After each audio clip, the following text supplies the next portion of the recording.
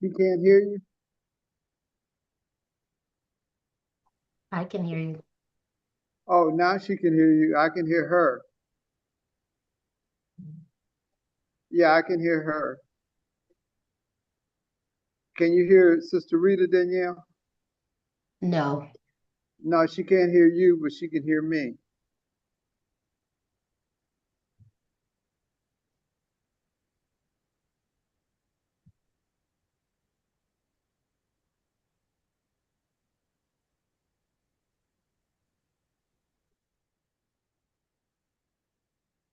Nope.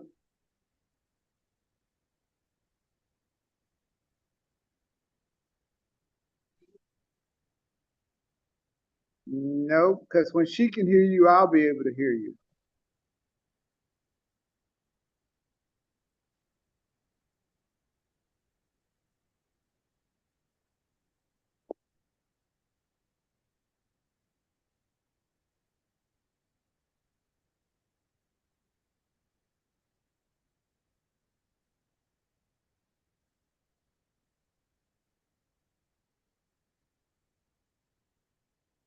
Nope.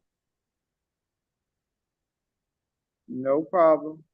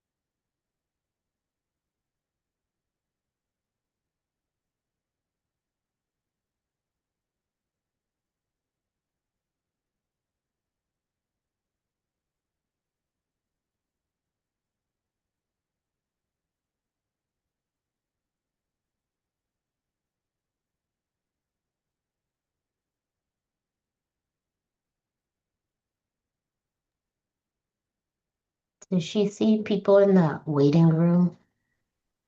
Is she what? I'm sorry, Danielle. Does she see people in the waiting room on her end? Yeah, she sees people in the waiting room. Have you let any of them in, Rita? No. No, they're in the waiting room. She's. Okay, no rush.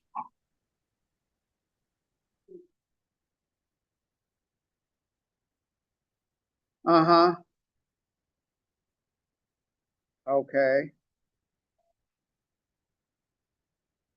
You were trying to get it on Instagram, YouTube, and all of that. So we're just do. Okay, so we're just on Zoom.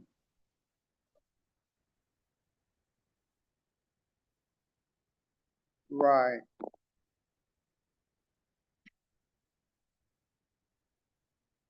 Give us a few more minutes. We working on it.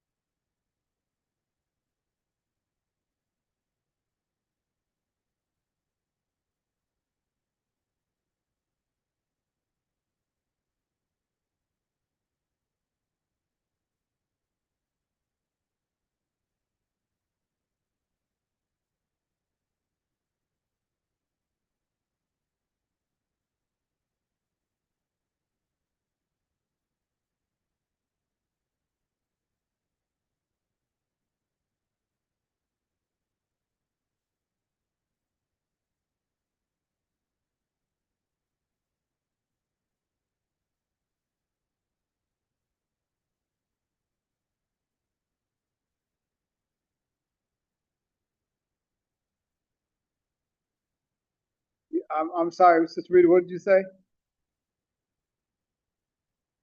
Okay, so we're on YouTube and Facebook. Uh, well, let's go ahead and get started. Maybe it'll pick it up.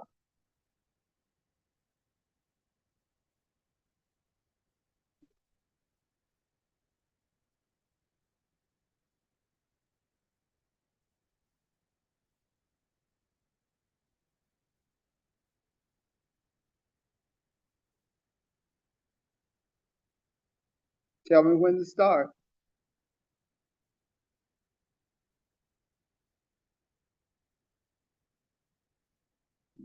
Good evening and welcome once again to Life Changers Global Ministries Kingdom Life Institute. We're so glad that you took the time out of your very busy schedule to be a part of our Monday night session. And as our Bishop, Pastor, Bishop Earl Newton, and our First Lady, Lady Newton, they make this time available to us each Monday night that we may come to you with a subject matter, a lesson that fits in today's time. As you know from the last couple of Mondays, this is Breast Cancer Month and has been designated to breast cancer. So we're emphasizing a subject matter dealing with breast cancer. This week, we have Danielle Stanley from Los Angeles, California, is going to be taking you on her journey, her story with breast cancer. And I will also say that she was the subject matter of our first week in October, the smile. She's my daughter. I'm so glad to present her to you and her story. Those of you that want, you can write in your questions on chat and we will get them to her throughout the presentation. And we're just going to give her the time she needs. It may be short, it may be a little longer, but we want to thank God for her. If you'll go with me before the throne of grace, I'll say a prayer and turn it over to our speaker for the night, Danielle Stanley. Father, as we come before the throne of grace, we want to thank you, we want to praise you, and we glorify you. We thank you for this time. We thank you for the interest in this subject matter. We know something will be said that will help somebody. We ask blessings on each and every one in thy son Jesus' name. Amen.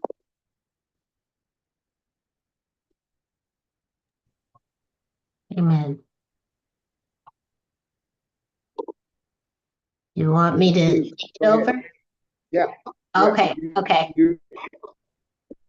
Okay. Thank you for having me, First Lady Newton and Pastor Newton, and to the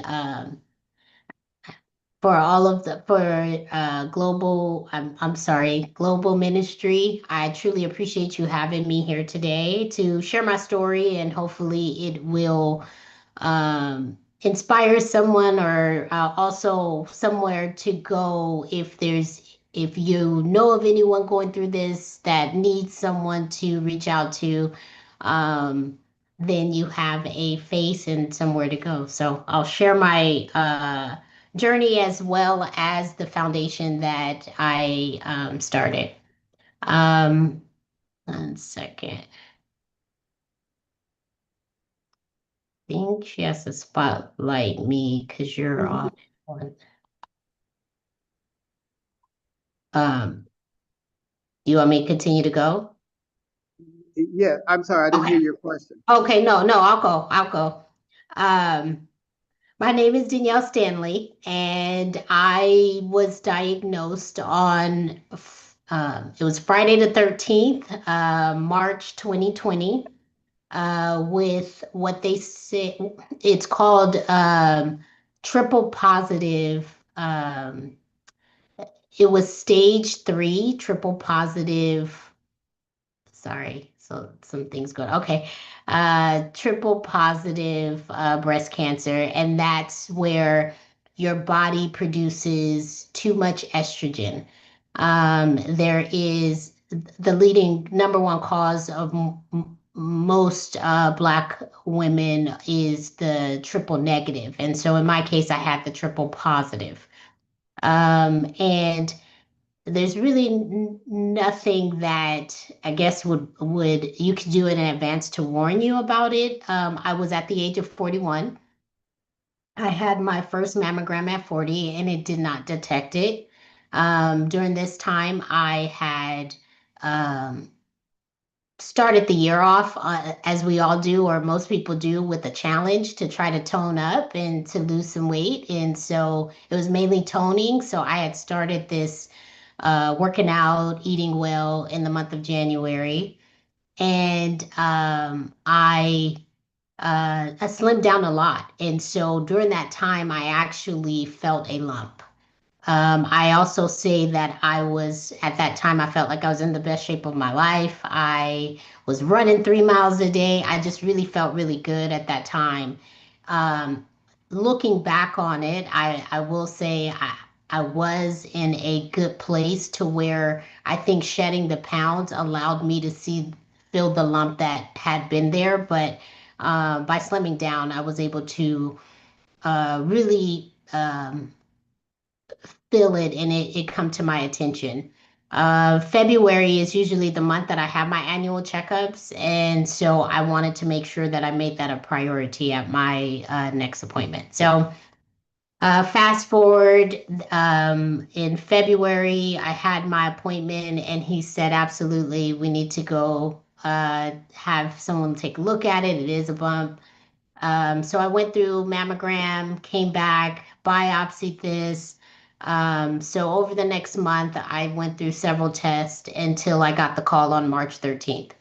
Um, I was at work in a field trying to, as the world was shutting down, trying to get some property and sign some property for my employment. And that's when I got the call. Um, I end up going to the doctor. They stayed open for me. And at that time, it became a blur of everything that they said I had. I caught it early, was the original diagnosis that I caught it early. I wouldn't have to go through chemo or radiation. And then as they started examining and looking, it had reached my lymph nodes, so underneath my arm.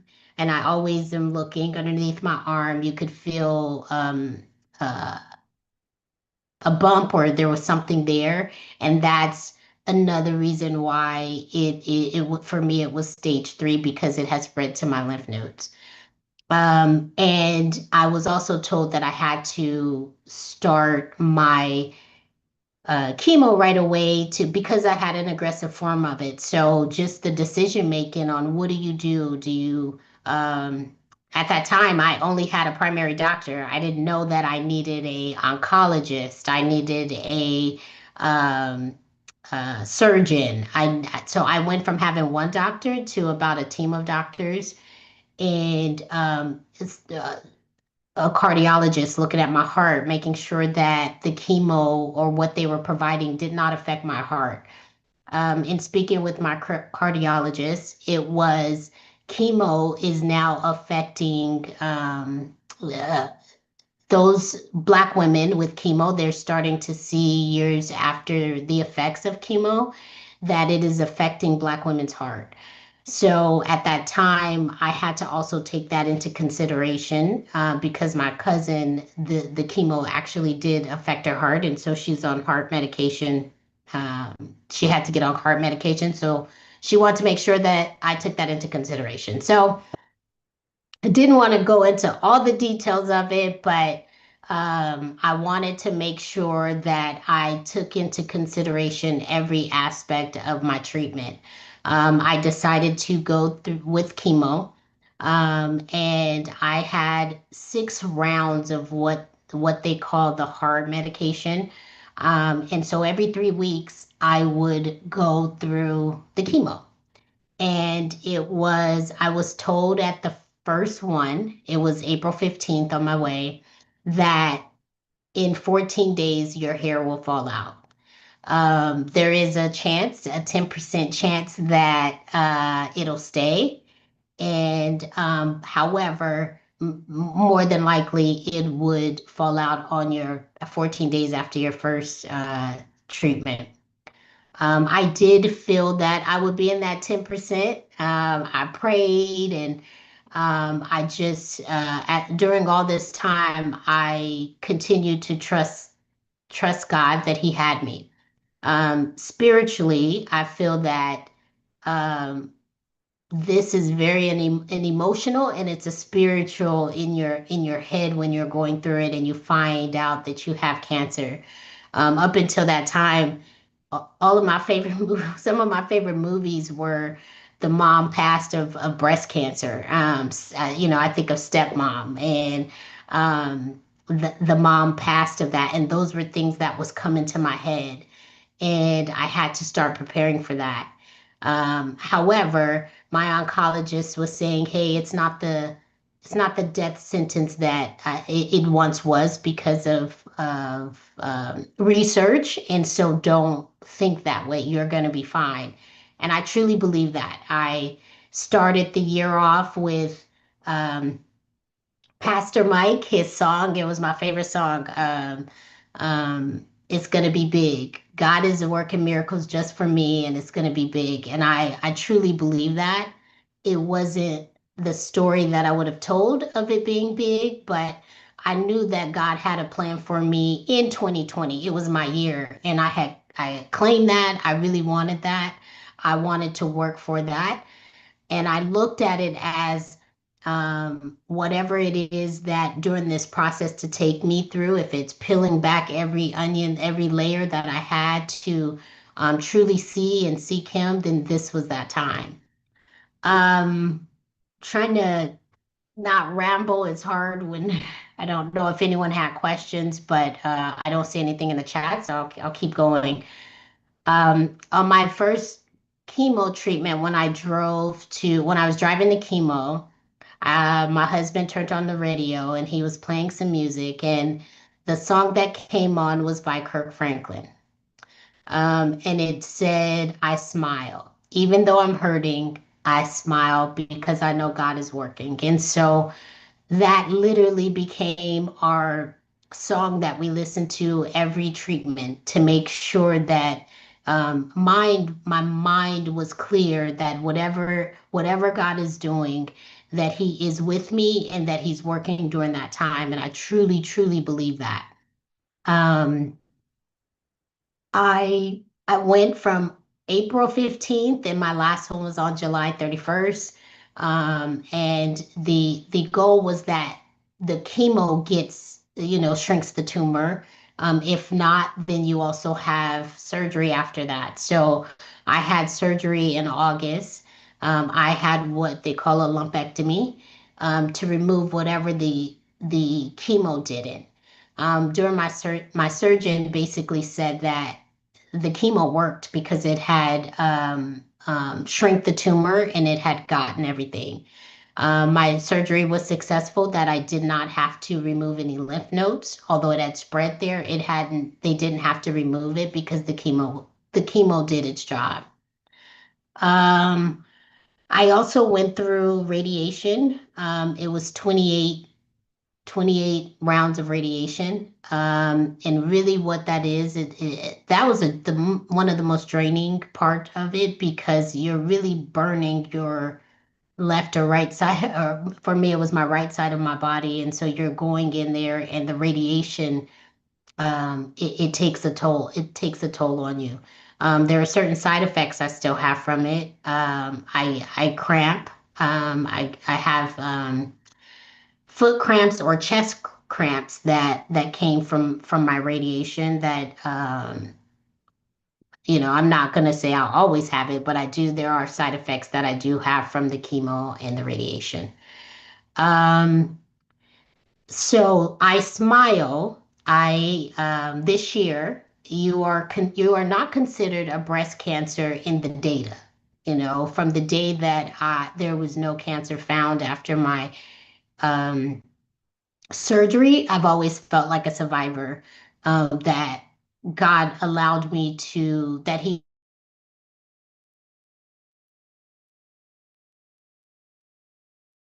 the research or the data of doctors and hospitals when they are or reviewing cases of breast cancer, you have to remain either 5 years or 10 years in remission before they consider you a survivor.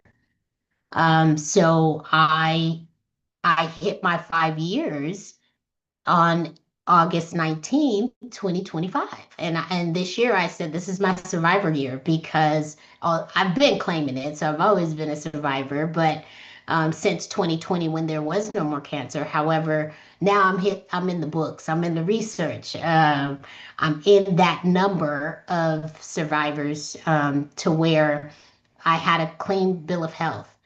For the last 5 years, every 6 months, I am in the doctors and I had to have a mammogram. I'm getting poked.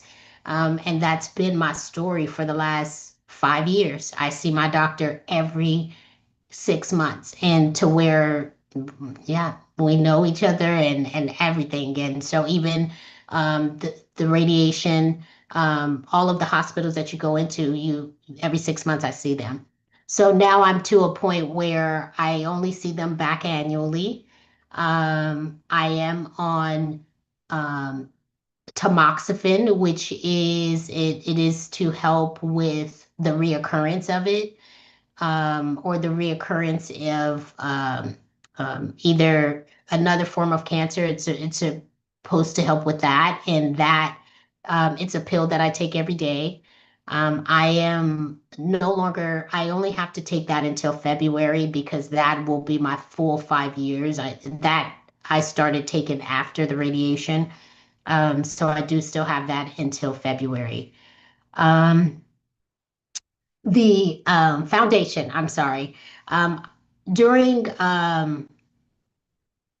my journey, I wanted to stay private about this. I didn't want to open up and tell anyone. If you know me, I I've always had long hair. That was, since I was a child, I was always, even in how I was described, long hair, big lips, and everything. So that was my identity. I love a bald look.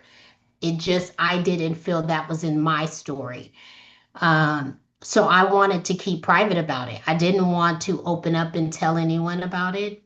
And then during the pandemic, no one could see me or be around me. And so my chapter, my sorority, Delta Sigma Theta Sorority Incorporated, my chapter, they planned a drive-by just to honk and to let me know that they supported me and I'm here for them. I mean, they're there for me.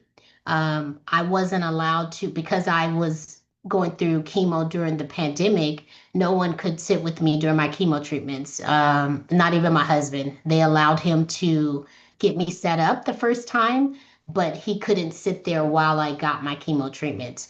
So they did a drive-by and they said, held up signs. It was amazing. And it was, hey, I'm here for you. And it was in that moment that God showed me that this was bigger than just me, and that He would use me to show, so that others could see the work that He's done. And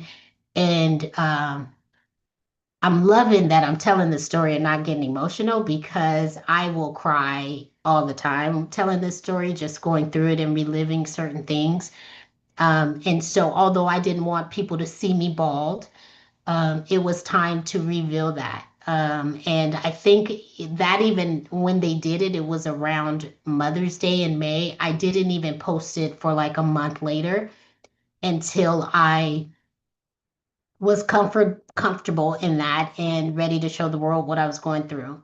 It is also the reason for my foundation, which I just launched after 5 years. The official launch we did on October 5th, in my survivor year. It's called I Smile Strong Her. And it is a way, a foundation to let survivors know, or anyone going through this journey, that you're not alone. You could reach out to our foundation. We will reach out to, if you know someone that was recently diagnosed, because there's so many things going through their head. that there's somebody there that could walk through this journey with them and help them and understand that initial call and that ugly cry that you got to get out.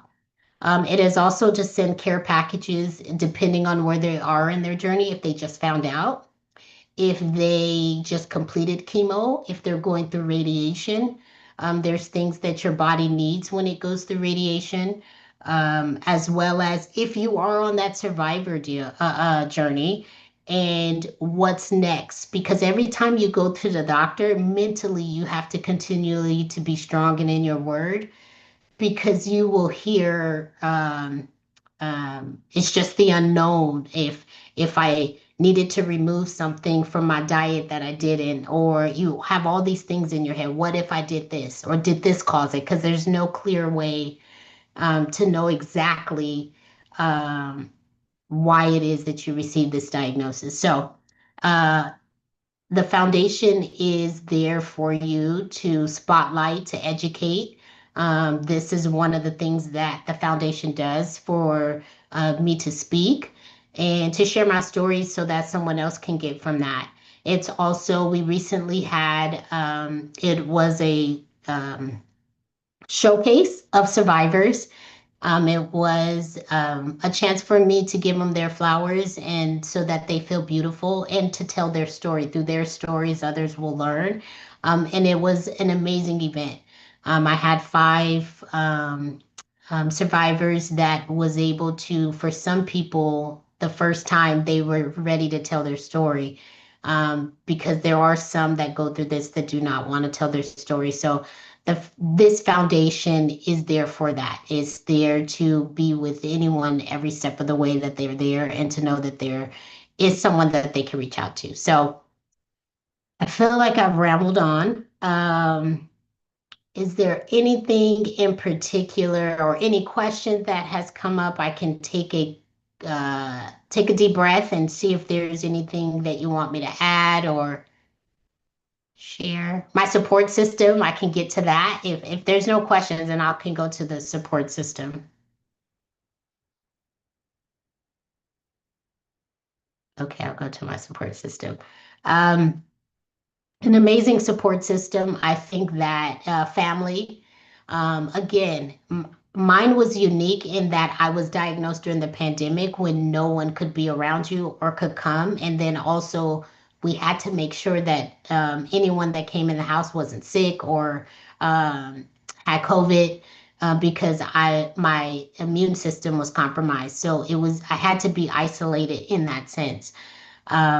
So I even would walk every day. I would try to walk a mile a day just around my block just to keep moving because when I was diagnosed, I was running. And so I felt like I could continue that. And my doctor said, okay. So we would have, my brother, my mom, my sister came to stay with me, and my daughter, we would Um, walk around the a mile a day. That was my goal, is to do a mile a day on my good and sometimes not my so good days, would just be to walk. A call, a text. I had family that would get on Zoom with me and pray. We would just laugh. We had Zoom calls. I had several Zoom calls, that just to let me know that they were still there. Although they couldn't be with me during that day, just how was I doing? Um, Food, financially, if there was food or anything that they could do, they would do that. During that time, I went to a Mediterranean diet and to more so to put more veggies into my diet. I want to make sure that I ate better. I really was trying to go vegan. That didn't go too well, to where I added seafood back into my diet. So now I am a pescatarian, but the emphasis is more so on the veggie portion of it, larger portions of veggie that I do. And that was just from my heart. I don't want anyone to feel that if you're diagnosed, you have to go. That was just me and my body and what my cardiologist suggested for me. Now they'll say, hey, you can put chicken back in your diet and certain things back in your diet. I feel good the way it is, so I'm not adding that right now, but that is one of the things that I did remove or change since my diagnosis. Kids, family. I also think it's hard for your family to see you go through this. I had my daughter had just went away to college, and she was away to college, so I had to tell her when um, she she was on spring break, and I sent her back trying, knowing that I had been diagnosed, but I wanted her to move on. Or I wanted her to enjoy college and to not think about or worry about me. The pandemic, since she had went virtual, she ended up being able to come back, and so it was fun. She would look at recipes online and would make me different things, so that got her engaged. I'm also a bonus mom, and so um, my younger girls, that was hard for me because I didn't want, they were younger and I didn't want them to see me sick. So we discussed that I just didn't want them around during that time because I was sick and I didn't want them to see that. We talk about it now, and they'll share with me that they wanted to be here, but that was a decision that we made at the time that was best, that I felt was best, thinking that I was protecting them, but maybe not. So but they're still a part of the journey in that when they did, I'm still going through it. They were here when I went through radiation. Um, and even today, like I said, some of the things that the after effects that I have from it. Um, my hair grew back. It grew back. It's, you can't tell because of the background, but I think it's full. It's curlier. This is my natural state. I haven't straightened it since it's grown back. I And that was one of the biggest things that I was worried about. I remember at day 14 taking a shower and it came out in handfuls in my hand. Um, and I broke down. And then I was holding my hair, and then I stopped and I put it all up in a bun thinking that that would stop it from coming out. And I didn't want to touch it. I said, if I don't touch it, it won't come out. And I just sat in the shower crying because I knew that that was that time. And looking back on it, I did put a lot on it, but I don't know. That was my truth. My beautician at the time, she opened the shop. She said, I'll wipe down the shop. You come in and we'll cut your hair and cry all at the same time, and it'll just be you in here. It was myself, my daughter, and my best friend, and we sat there, and I knew because I could hear them in the back of my head once they took out that bun, because I kept that bun in my head because I didn't want to touch it. And once they took it out and they separated, they saw that my hair had come out. Um, and she would cut and cry, and I would cry, and we would both cry. All of us would cry, and then I embraced it. I had a different stages. I had a little bit of hair up here before I really went bald, but that cut, it was a cute little look. And then once a little bit started coming off here, and I had little curly strands, and so my husband, he ended up uh, we FaceTime. I think my daughter at the time we did, and my sister was here, and we just start shaving. Even then, emotionally, it was very hard for me, even to see people shave their head around me. My husband shaved his hair, my sister shaved her hair, and I would argue with them, and I would say, "Your hair, it's cute, but you don't look sick. I look sick in my bald head." Like I would go through battles like that, and I don't even know why. I mean, I know why, but I'm mad at myself for doing certain things like that. But that was my raw emotion of how I felt on that. but it all works. I always tease my husband. I'll tell him my hair will grow back. I don't know if his will, but it did come back. So it was amazing to see. So I tell that story to say different ways that you support. I'm not saying everybody shave their hair, but just that, thinking of them. Water bottles is a big one because you're drinking so much water. I would think everything that went into my body, that the medication, I wanted to drink so much water to just get it out. So I'm always I try to drink way more water than I even used to. Um, and so water bottles, I would the care package that we have are things that were unique to me. I am known right now to have an off the shoulder. It's an off the shoulder sweater or shirt. And that was when I went to chemo. I had a port put in because my veins are very small and I knew it would hurt. So I had my port put in, and I was always cold at the hospital, so I would have a sweater and it would be off the shoulder, and that was the easy way to get to my port.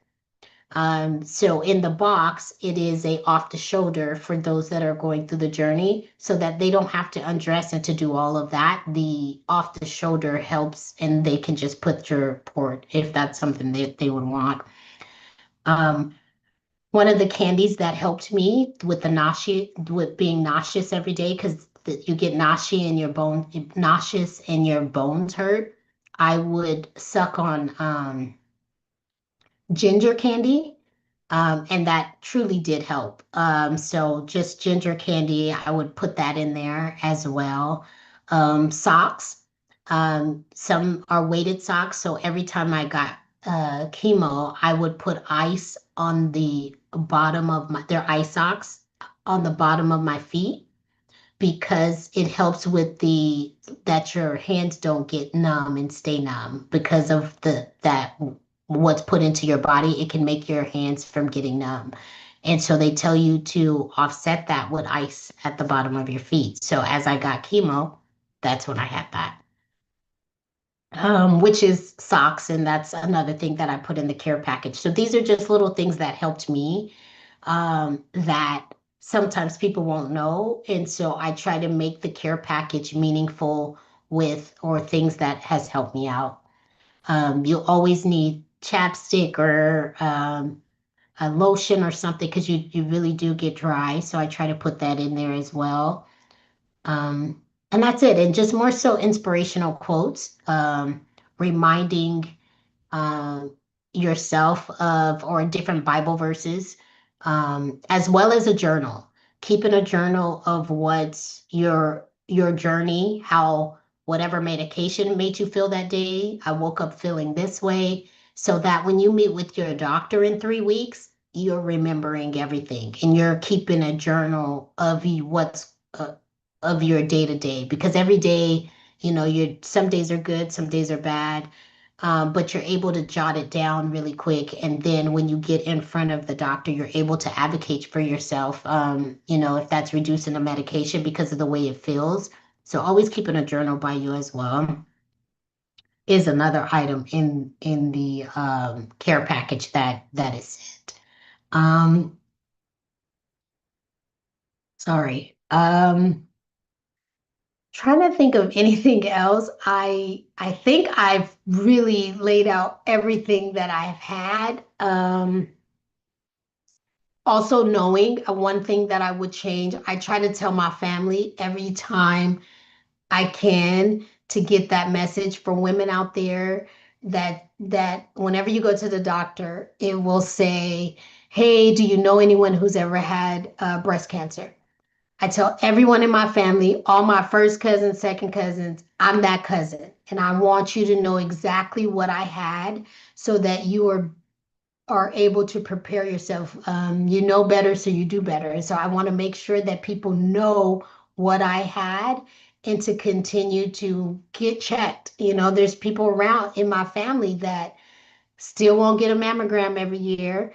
And so I push them to remind them that knowledge is power. You need to know. So to go and and seek that information, that we are able to go through this journey alone, look at what God did for me.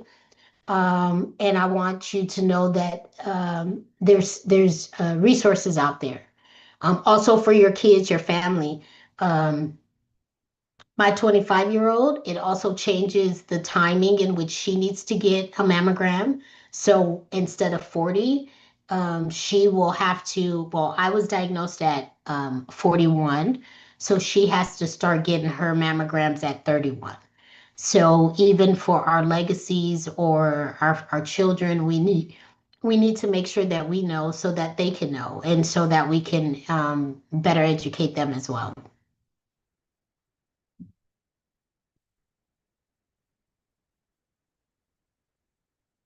Okay, Dad or Ms. Cartwright, is there any questions? Is there anything you guys want me to touch on? That's the longest I've talked about me. It's very uncomfortable when you're talking about you.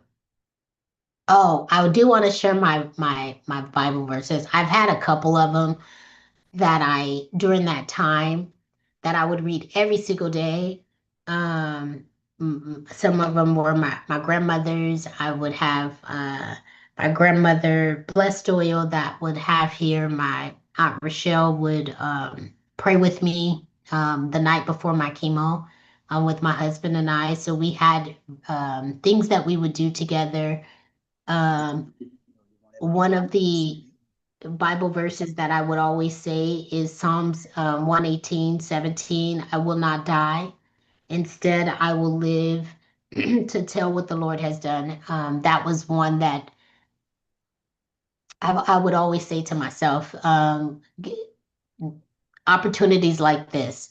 If you get me through this journey, then make sure that the one thing that I will do is I will make sure that I tell how God blessed me during this time. So I did want to share that. That was one of the other things that I want to share. Dad, did you have something?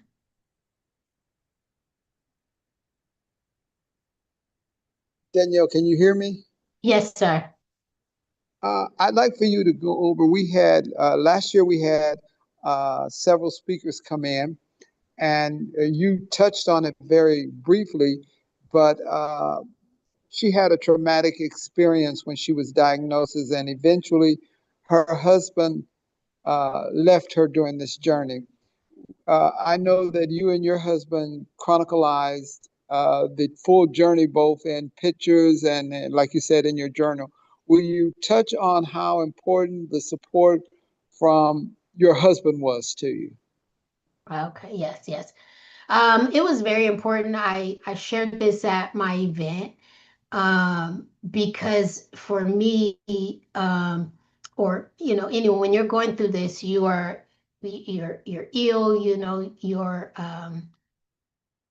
You don't have the energy as what you're used to. I was the one who did the grocery shopping. I couldn't even. He had to become the um to do all the grocery shopping as well as homeschool because the kids were now at home. And so just even picking up that. And so mentally, it's a mental battle for me going through this because I felt that I couldn't provide as a mother for my family. If that's cooking, running to the store, there's days where you're so sick, you don't even feel physically um, good. You don't feel attracted. You don't feel that your duties as a wife that you're able to do that because of what you're going through. Um, and so my husband would do things where he would yeah, I think one time I have a picture of him painting my toenails because I couldn't go to get my feet done.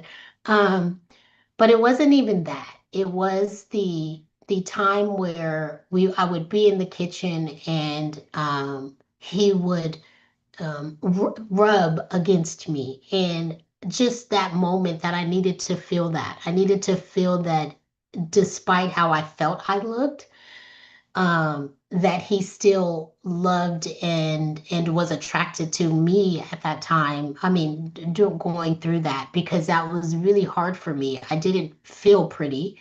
I didn't feel, I just felt sick, and that was taken away from me. So, um, I love that about him, even the cutting of hair, where at the time I was more so feisty over it, but I really do think about that. And he really made sure that I felt the love that he's always felt for me, but at that time I really needed to feel that. I needed him to tell me how beautiful I was in the different stages, even of my hair.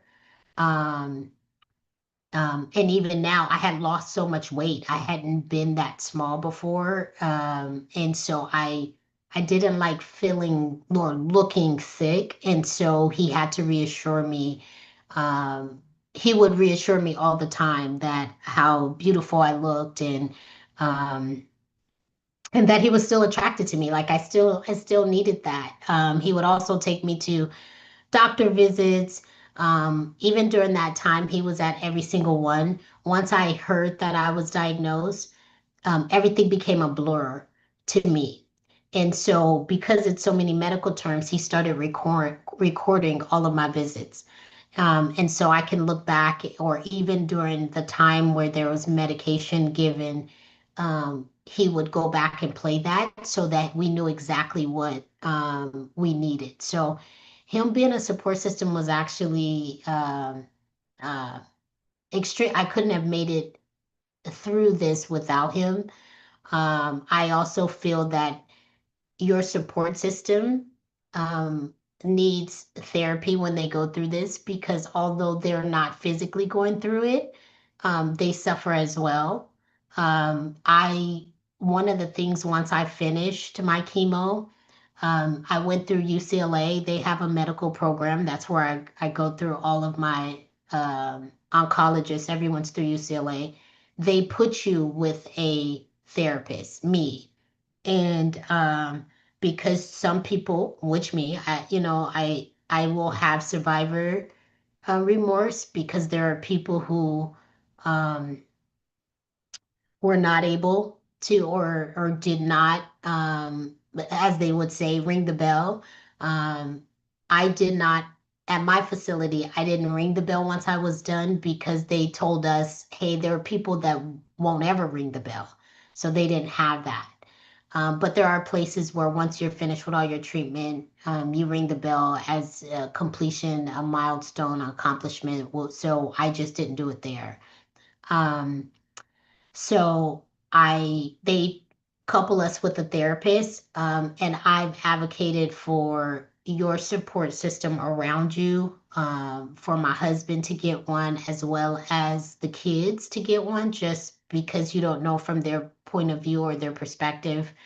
My daughter has gone with me. She was older, so she could see, even she was mad at the way that I think I gave her the news, but sharing from her perspective of what she went through during that time, um, I think is really good. I think it's great for them to share with someone. So, sports support system is key, because you're already going through a mental battle and journey in your head. And so everyone around you, that positive, I didn't want people to come around me that would cry or bring me flowers as if I'm not making it. I'm a fighter, and so anybody around me, I needed them to have that positivity that they know I'm fighting this. So that was key.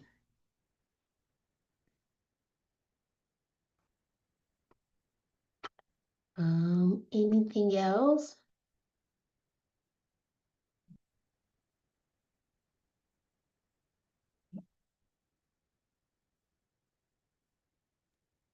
Hi, Daniel. This is Sister Rita. Hello. I can ask from the computer, so I'm using your dad's phone. Oh, no problem. I have a question. What would you tell a person who just learned that they have cancer? What type of advice would you give them to begin their journey? Yes, Thank I you. would. Um, One of the things that I did right away is I did get a second opinion. I went um, just to make sure that what they, I don't know, to feel better of what they saw.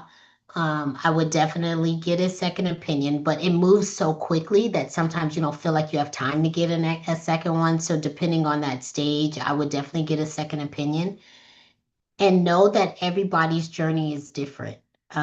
So many people will give you advice of what helped them, but every single story is different. I had to debate, or I had to go from um, do I get chemo? Do I go the holistic route? All of that is there, and my dad praying that um, God reveals what, the best decision for us, and that I had to trust doctors. I had to trust doctors, which was very difficult for me, but I knew that God um, gave them the expertise, that they're not just telling me anything. So just even that trust factor. And I think that's why a lot of Black women do not go get a mammogram, because the unknown, they don't want to be tested on. They are don't trust the machines that's doing it. For years, I've told that I've had dense breasts.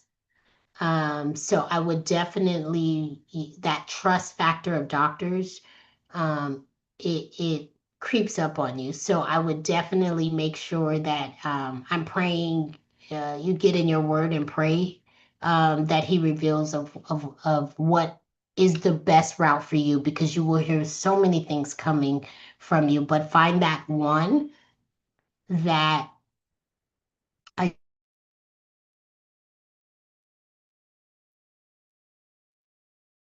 go through this alone, even if it's a hey, check in.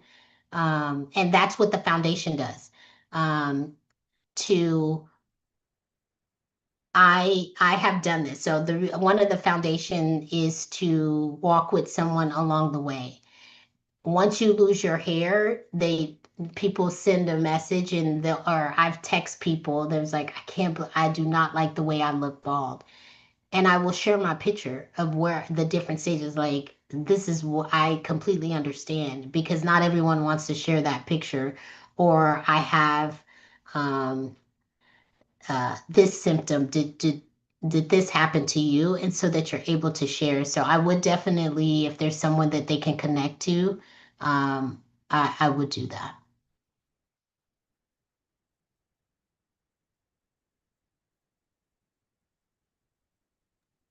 Thank you. That's a good answer. You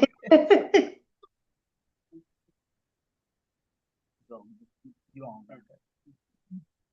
One of the things that I would share from your journey is the I would word it this way from my perspective. When you became slightly upset with me because of lack of communication about my grandmother and how the Black community doesn't share, you touched on it, but would you reiterate that? Oh yeah. So so when you find out, you can hear all these stories. And so up until the time that, again, and that's why I tell all my cousins I'm that relative that had it. Every time I went to the doctors, I would always say no, no one that I know of, except for my cousin Nadia on my mom's side. She's my first cousin. She was the only person that I knew had breast cancer, and by the time I was diagnosed, she was still going through the journey. I think 3 years before I was diagnosed. So after the last 3 years prior to me being diagnosed, I would include her, because I knew she was my first cousin, and we actually were both diagnosed with triple positive. And so the both of us took it's basically a genetic test to see if we hold, genetically we have it, and we didn't. So it wasn't in our genetics, but we both had the same. And during that time, so I'm asking around on my dad's side and everything. And so my dad was like, I don't even think it was my dad that told me. I think it was my Aunt Paulette that told me that that's what Big Mama passed with breast cancer. And I'm like, Daddy, you never told me that she had breast cancer. And so I understand it was a different time, and I don't believe she um went through chemo, or she chose another path, but she ended up passing from it. But I never knew that. I never knew that my great grandmother passed of it. And as through stories and different things of that nature, I know that the last day of my chemo was, I think, during that time, or that was the time that she passed, was like July 31st or 30th. Those were some of the things that I learned. But as my dad said, I got mad at him because we didn't know there's certain things about women that even on my dad's side that I didn't know. So I try to make sure that I tell all of my cousins, and we have a big family. I try to make sure that they all know that I am that relative. So when you get that questionnaire, when you start going to the doctor, put my name down.